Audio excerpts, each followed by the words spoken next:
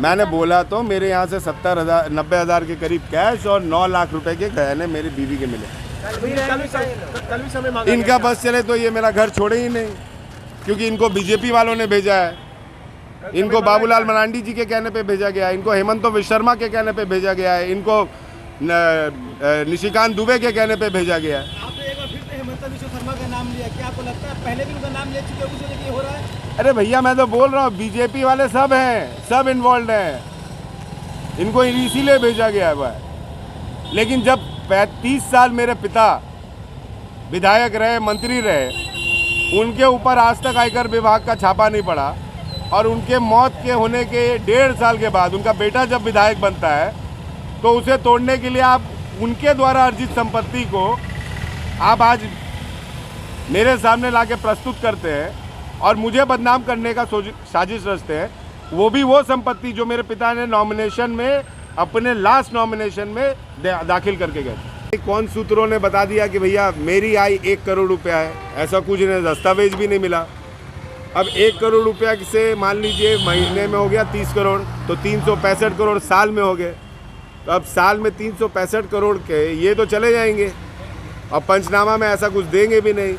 लेकिन मेरी जो बदनामी हुई, उस बदनामी को ये कैसे निपटेंगे? मेरे ऊपर कल को नक्सल अटैक होगा, कल को मेरे बच्चों को किडनैपिंग के तहत उठाने की साजिश होगी, तो उसको ये कैसे बचाएंगे मेरे यहाँ?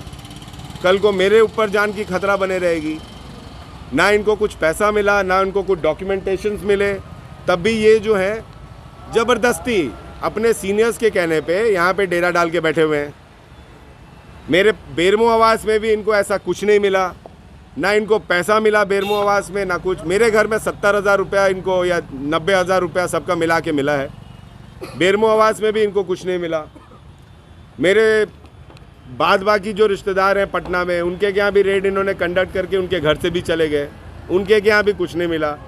अब ज़बरदस्ती बैठे हुए। हाँ, एक चीज़ पे ज़बरदस्ती प्रेशर किए जा रहे हैं कि आप जो घर बना रहे हैं, तो जो मैं घर बना रहा हूँ 2005 में 2006 में मेरे पिता ने मेरी माँ के नाम पर घर लिया, ज़मीन लिया।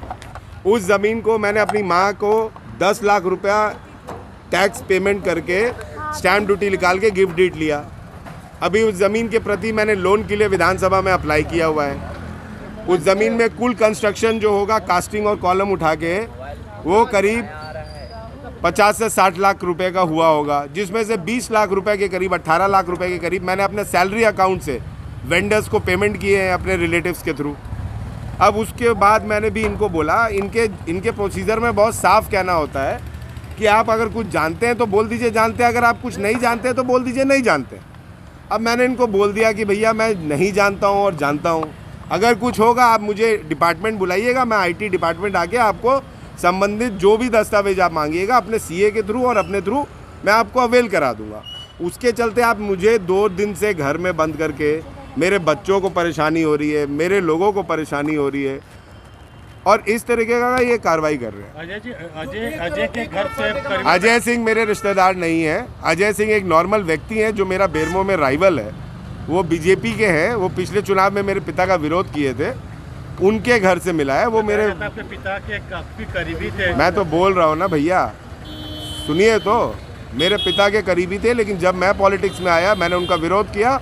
वो मेरे पिता को छोड़कर बीजेपी ज्वाइन कर चुके थे। उनका लाखों फोटो जो है पूर्व CMD गोपाल सिंह के बेटे बाटुल जी और सांसद चंद्रप्रकाश चौधरी जी के कैंपेनिंग में आपको मैं दिखा दूंगा। अनूप जी, आप कुछ बोल रहे हैं कि आपको कैद करके रखा जा रहा है, जबरदस्ती क्या? ये कार्रवाई देखिए, जब कुछ मिला नहीं इनको, इन्होंने सरकारी संपत्ति का दुरुपयोग किया, इन्होंने इतने पैसे बर्बाद किए रेड मारने में, रेड कंडक्ट करने में, और सिर्फ इसलिए क्योंकि मैं और प्रदीप यादव बहुत मुखर होकर बोलते हैं, और उस मुखर आवाज़ को बंद किया जाए ताकि हम लोग भी बीजेपी में शामिल हो जाएं।